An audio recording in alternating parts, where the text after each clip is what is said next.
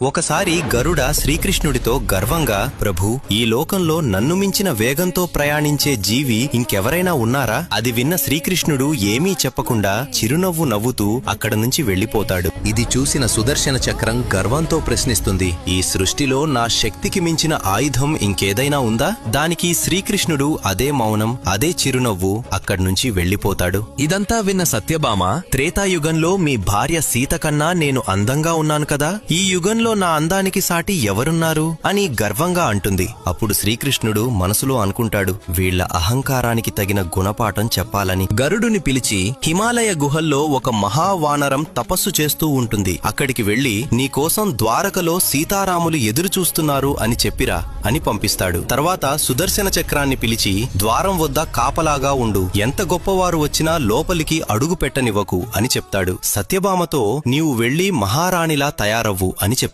గరుడ హిమాలయాలకు వెళ్లి హనుమంతుడితో శ్రీకృష్ణుడు చెప్పిన మాటలను చాలా గర్వంగా చెప్పడం మొదలు పెడతాడు. ఆ మాటలు పూర్తవక ముందే హనుమంతుడు గరుడ కంటే 1000 రెట్లు వేగంగా దూసుకెళ్తాడు. అది చూసి గరుడ ఆశ్చర్యపోతాడు. హనుమంతుడు ద్వారక చేరుకుని రామునిలా ఉన్న శ్రీకృష్ణుడి ఎదుట వాలిపోతాడు. అప్పుడు శ్రీకృష్ణుడు అడుగుతాడు, ద్వారం వద్ద నిన్ను ఎవరు ఆపలేదా హనుమా? హనుమంతుడు చిరునవ్వుతో, స్వామి, ఒక చక్రం ఆపాలని చూసింది, కాని దానితో యుద్ధం చేస్తే మీ దర్శనం ఆలస్యమవుతుందనిపించింది, అందుకే దాన్ని అమాంతం మింగేశాను అని సమాధానం చెప్తాడు. హనుమంతుడు సత్యభామ వైపు చూస్తూ, స్వామి, ఈ చెలికత్తె ఎవరు? నా సీతమ్మ తల్లి ఎక్కడ ఉంది అని అడుగుతాడు. ఇలా శ్రీకృష్ణుడు, గరుడ, సుదర్శన చక్రం, సత్యభామ గర్వములను ఒక్క హనుమంతుడితో సమాధానం చెప్తాడు. జై శ్రీకృష్ణ అని కామెంట్ చేయండి, జై బజరంగబలి అని రాయండి.